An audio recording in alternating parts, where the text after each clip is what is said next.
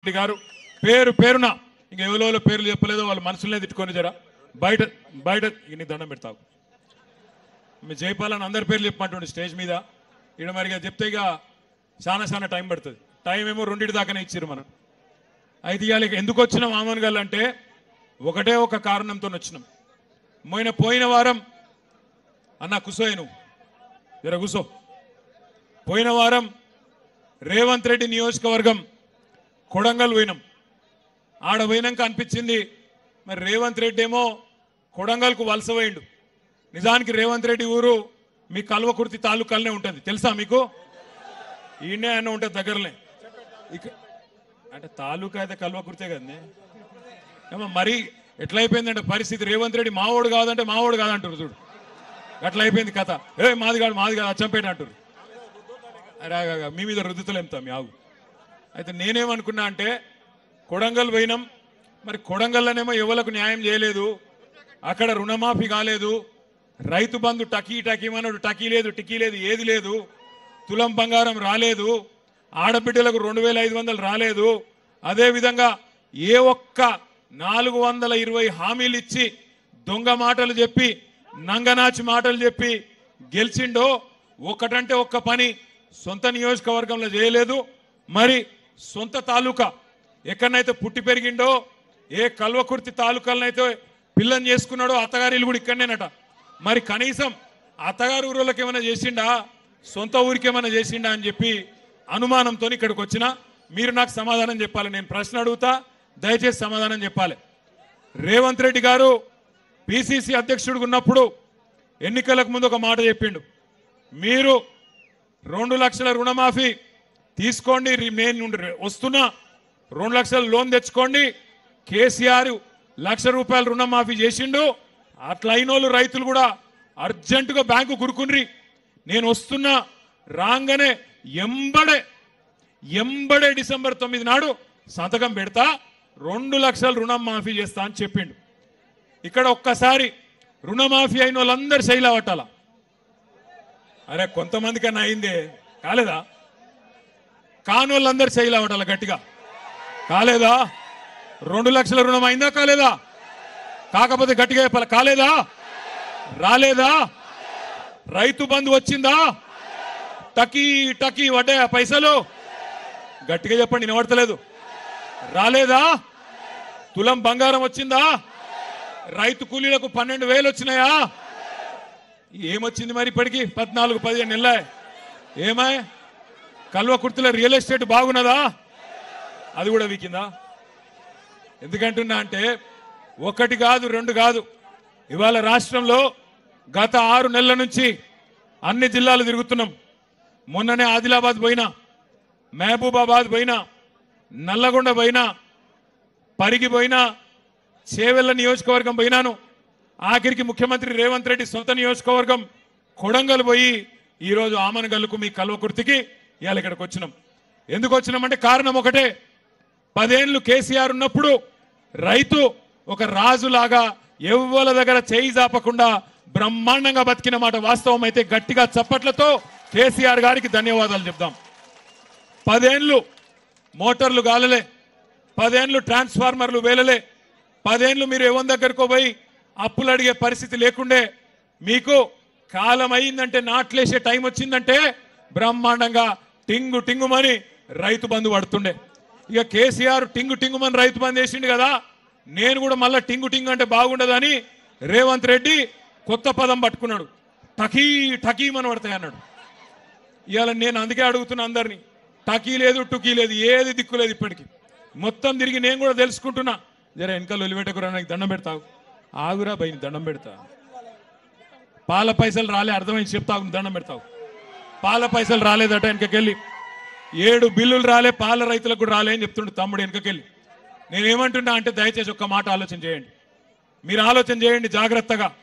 రైతు బంధు కేసీఆర్ బిచ్చమేసినట్టు 10,000 ఇస్తున్నాడు, నేను 15,000 ఇస్తా అన్నాడు. ఇప్పటిదాకా కనీసం 10% మందికి కూడా రైతు బంధు వేయలే.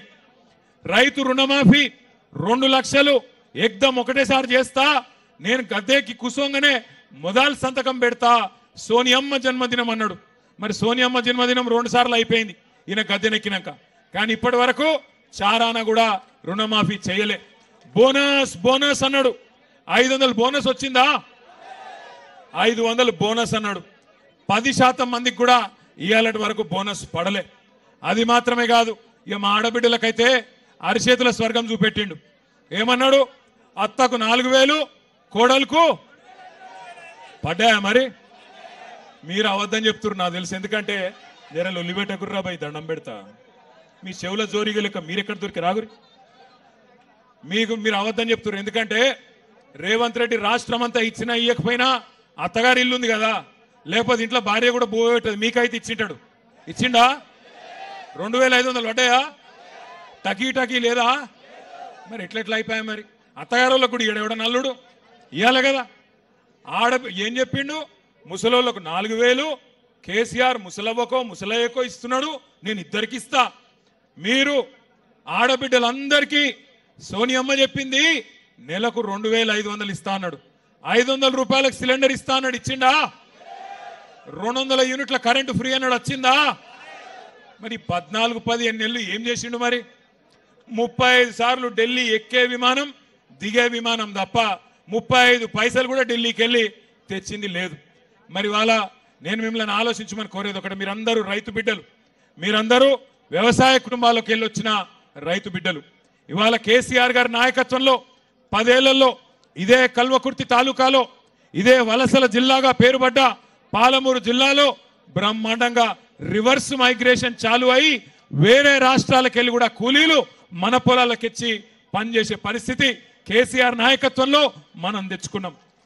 కానీ సంవత్సరం తిరగకుండానే నిన్న మొన్న మీరు పేపర్లు చూడండి, నిన్నగాక మొన్న ఒక రైతు ఆయన లోన్ కట్టలేదని చెప్పి వాళ్ళ ఇంటి పాటాకు ఇంటి తలుపెత్తుకొని పోయారు, ఇంటికాడ గేట్ ఎత్తుకపోయారు. చూసిర్రా మీరు?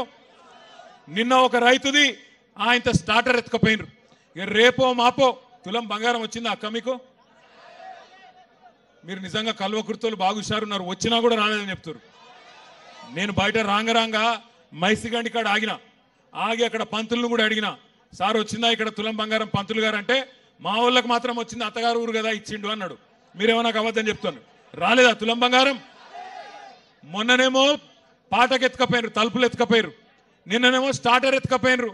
రేపో మాపో తులం బంగారం వచ్చుడు కాదు, మీ పుస్తల తాడు కూడా ఎత్తుకపోతాడు వీడు, గంత దొంగ. మేము చెప్పినాం ఎలక్షన్లకు ముంగట మీకు, వీడు లంగా నమ్మకుర్రు అని చెప్పినాం. మీరేమో నమ్మి ఆయనతో గుద్దినరు. కల్వకుర్తిలో జైపాల్ యాదవ్ అడ్డం పడ్డాడు, ఆయన ఎవరో గెలిచిండు. మరి ఇప్పుడేమో తర్వాత లబో దిబో అంటే లాభం ఏమున్నది? ఇప్పుడు అనుకొని బాధపడితే, మొన్న నేను హైదరాబాద్లో పోతున్నా, హైదరాబాద్లో సిగ్నల్ పడుడు పాపం ఉన్నది. సిగ్నల్ పడితే పక్కకు ఆటోనో బండో ఏదో ఒకటి వస్తుంది, వాళ్ళు మనం చూడంగానే అన్నా బాగున్నావా అంటారు. బాగానే ఉన్నా, ఏం సంగతి తమ్మి అంటే, ఆటో డ్రైవర్ ఆయన పేరు మహమూద్ అంటుండు. క్యాలే మహమూద్ భాయ్ అంటే, క్యాలే సా పూరా బర్బాద్ హై, కుచ్ నహీ హో రా అన్నాడు. మరి క్యా కర్నా అన్నా, క్యా కర్నా కుచ్ భీ నహీ కర్ సక్తే క్యా అన్నాడు. अब महमूद भाई एक वोट का सजा 5 साल है ना, ఒక్క ఓటు మరి శిక్ష 5 ఏళ్ళు ఉంటుంది కదా, ఏం చేయాలి నేను అని నేనన్నా. అంటే మహమూద్ భాయ్ ఏమంటుండు ఎరికాను నాతోని, సాబ్ కోయి తర్కీబ్ నీయే క్యా అంటుండు. అంటే ఏమైనా ఉపాయం లేదా సారు అంటుండు, ఏమైనా ఉపాయం లేదా ఈయన ఇంటికి పంపేది అంటుండు. నేను మిమ్మల్ని అందరినీ కరెక్టేనా నేను చెప్పేది? మీరు కూడా గదే అనుకుంటారా వేరేమని అనుకుంటారా? ఒక్కసారి కేసీఆర్ ఉన్నప్పుడు బాగుండే అంటే వాళ్ళు చేయలే అంటారు. పక్కా ముచ్చట్నా ఇది కూడా? మళ్ళీ ఎలక్షన్ ముందు ముచ్చట్నేనా? పక్కానా ఈసారి? అర్థమైందా మొత్తం కాంగ్రెస్ మోసం, రేవంత్ రెడ్డి మోసం అందరికి అర్థమైందా? అత్తగారు ఊరోళ్ళకు కూడా అర్థమైందా? ఆఖరికి మంచిగానే ఉన్నది కథ. నేను మీ అందరినీ ప్రార్థించేది ఒకటే, ముఖ్యంగా రైతు బిడ్డల్ని. ఇవాళ ప్రపంచానికి అన్నం పెట్టే అన్నదాత రైతు. రైతుకు కులం ఉండదు, రైతుకు మతం ఉండదు. వాళ్ళందరూ ఉంటారు, రెడ్డిలు ఉంటారు, కొమటోళ్ళు ఉంటారు, బాపనోళ్ళు ఉంటారు, ఎల్మోళ్ళు ఉంటారు, అందరూ బీసీలు ఉంటారు, ఎస్సీలు ఉంటారు, ఎస్టీలు ఉంటారు, మైనారిటీలు ఉంటారు, అన్ని వర్గాలలో రైతులు ఉంటారు. 70 లక్షల మంది రైతులను కేసీఆర్ గారు కడుపులో పెట్టుకొని 10 ఏళ్ళు చూసుకున్నాడు. ఎవ్వరు మీరు అడగలే, దండం పెట్టలే, దరఖాస్తు పెట్టలే, ఎలక్షన్లలో ఓట్ల కోసం కేసీఆర్ గారు మాట ఇయ్యలే. మాట ఇయ్యకపోయినా మీకు 1 కాదు 2 కాదు 12 కాలాలు 12 సీజన్లలో 1 2 కాదు 73,000 కోట్ల రూపాయలు రైతుల ఖాతాల్లో వేసిన మొట్టమొదటి ముఖ్యమంత్రి భారతదేశంలో రైతు బంధు మన నాయకుడు కేసీఆర్. ఒక రైతు చచ్చిపోతే ఆ రైతు కుటుంబం రోడ్డు మీద పడద్దు, ఆగం కావద్దు అని ఆలోచించి బువ్వ పెట్టే రైతు కుటుంబం ఆగం కావద్దని ఆలోచన చేసి రైతు చచ్చిపోతే మొట్టమొదటిసారి స్వతంత్ర భారతదేశంలో 5 లక్షల రైతు బీమా ప్రవేశపెట్టిన నాయకుడు కేసీఆర్. అదేవిధంగా ఒక ఆడబిడ్డ లగ్గం చేసుకుంటే ఆ ఆడబిడ్డ లగ్గానికి మేనమామలు కూడా ఇవాళ రేపు సాయం చేస్తలేరు. అట్లాంటిది కేసీఆర్ గారు ₹1,00,000 కళ్యాణ లక్ష్మి పేరుతో షాదీ ముబారక్ పేరుతో మీకు ఆనాడు కానుకగా అందించిండు. ఇట్లా ఒకటి కాదు రెండు కాదు, ₹200 ఉన్న పెన్షన్ కేసీఆర్ గారు 10 రెట్లు పెంచి ₹2,000 చేసిండు. కానీ ఇవన్నీ చూసి బర్దాష్ గాక నంగనాచి మాటలు చెప్పి, దొంగ మాటలు, మోసపు మాటలు చెప్పి ఎట్లనన్నా ప్రజలను మోసం చేసి అధికారంలోకి రావాలని చెప్పి అరిచేతుల స్వర్గం చూపెట్టి ఆ మొండి చేయోళ్ళు మోసం చేసిండ్రు, గెలిచిండ్రు. కానీ నిజంగా చెప్పానంటే తప్పు రేవంత్ రెడ్డిది కాదు, తప్పు రేవంత్ రెడ్డిది కాదు. ఎందుకంటే రేవంత్ రెడ్డి చాలా నిజాయితీ గల్ల మోసగాడు. ఆయన నిజాయితీగానే మోసం చేసిండు. ఏం చెప్పిండు రేవంత్ రెడ్డి టీవీలల్లా? ప్రజలు మోసపోవాలనే కోరుకుంటారు. చూసిరా మీరు లేదా? అది మోసపోవాలనే కోరుకుంటారు ప్రజలు, మోసగాళ్ళని నమ్ముతారు, అందుకే మేము మోసం చేస్తూనే ఉంటాం అని చెప్పిండు. కానీ నిన్న ఇవాళ చూస్తున్నా, అమ్మతోడు చెప్తున్నా, తెలుగు భాషలో గిన్ని తిట్లుంటాయని నాకు కూడా తెలియదు. అరే రే రే రే ఏం తిట్లు తిడుతుర్రా ఆయన, నాకు అర్థం కాదు. మొన్న ఒక అవ్వని చూసిన, మీ కల్వకుర్తి తాలూకానేనట, ఎర్ర సీర కట్టుకున్నది, మా అమ్మమ్మ లెక్కనే ఉన్నది చూస్తే, పెద్ద మనిషి. ఇక ఆమె తిట్టుడు చూస్తేనైతే ఇంకోడు రేషం ఉన్నోడైతే యాడనో పాడుపడ్డ బావి చూసుకొని ఆయన దుంకి చచ్చిపోతుండే. రేవంత్ రెడ్డి కాబట్టి సిగ్గు లజ్జలు లేని బతుకు కాబట్టి బతుకుతుడు, కానీ అవి ఏం తిట్లా నాకు అర్థం కాదు. ఒక ముఖ్యమంత్రి గిన్ని తిట్లు తినంగానైతే నేనైతే నా జీవితంలో చూడలే. మీరు చూస్తురా లేదా? నేను అడుగుతున్నా, ఒక్కసారి మీరు ఆలోచన చేయండి. ఎవరిని మోసం చేయలేదు రేవంత్ రెడ్డి ఇప్పటికీ? కులగణన అన్నాడు, 42% రిజర్వేషన్ అన్నాడు, బీసీలను మోసం చేసిండు. రైతులకు రుణమాఫీ అన్నాడు, 10,000 కాదు 15,000 అన్నాడు, వాళ్ళని మోసం చేసిండు. రైతు కూలీలు 12,000 ఇస్తా అన్నాడు, మరి ఇలా వాళ్ళకు మోసం చేసిండు. ఆడబిడ్డలు 25,000 ఇస్తా అన్నాడు, మిమ్మల్ని మోసం చేసిండు. పెళ్లి కాని అమ్మాయిలు స్కూటీలు ఇస్తా అన్నాడు, తులం బంగారం అన్నాడు, లగ్గం చేసుకుంటే వాళ్ళని మోసం చేసిండు. ఆఖరికి ఈరోజు ఎట్లా అయిపోయింది పరిస్థితి అంటే, ఈ రాష్ట్రంలో ఒక దిక్కు ఆటో డ్రైవర్ల ఆత్మహత్యలు, ఇంకో దిక్కు చేనేత కార్మికుల ఆత్మహత్యలు, ఇంకో దిక్కు రైతులు. ఇప్పటి వరకు ఈ 420 రోజుల 420 పాలనలో 430 మంది రైతులు ఇప్పటికే ఆత్మహత్య చేసుకున్న ఒక దుర్మార్గమైన పరిస్థితి కాంగ్రెస్ పాలనలో ఉన్నది.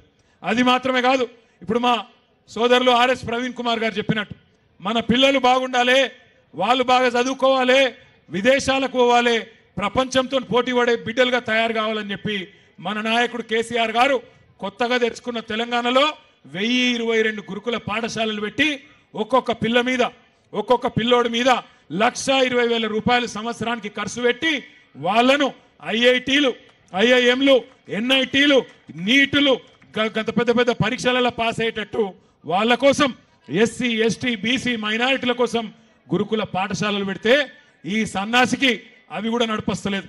ఇప్పటికీ 56 మంది పిల్లలు, 56 మంది బంగారు లాంటి పిల్లలు ఇవాళ ఆత్మహత్య చేసుకునే పరిస్థితి గురుకుల పాఠశాలల్లో దాపురించింది. అంటే ఎంత దరిద్రంగా, ఎంత నికృష్టంగా కాంగ్రెస్ పాలన ఉందో దాన్ని బట్టే మీరు అర్థం చేసుకోవచ్చు.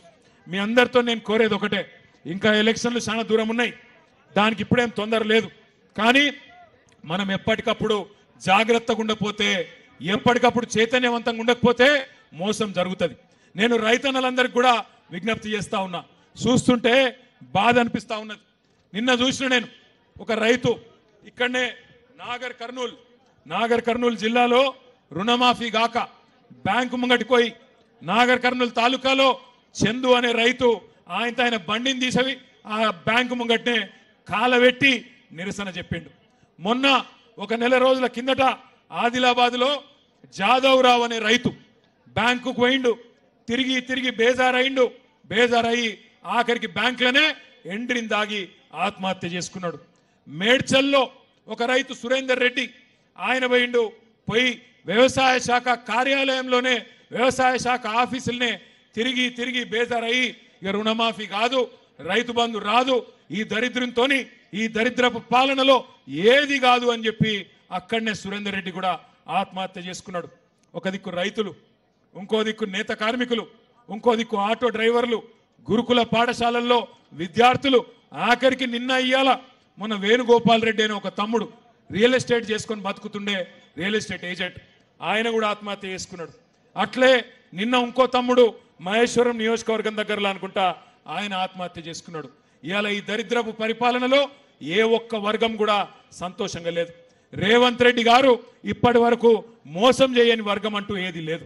నేను మీ అందరినీ ప్రార్థించేది ఒకటే ఒక్కటి, దయచేసి మళ్ళీ మోసపోవద్దు. 15,000 అని చెప్పిండా లేదా రైతు బంధు? ఇప్పుడు మళ్ళా 12,000 అని దానిలో కూడా కటింగ్ పెడతా ఉన్నాడు. మీరు యాది పెట్టుకోండి, రేవంత్ రెడ్డి ప్రభుత్వం వచ్చినాక ఇప్పటి వరకు రూపాయి కూడా రైతు బంధు వేయలే.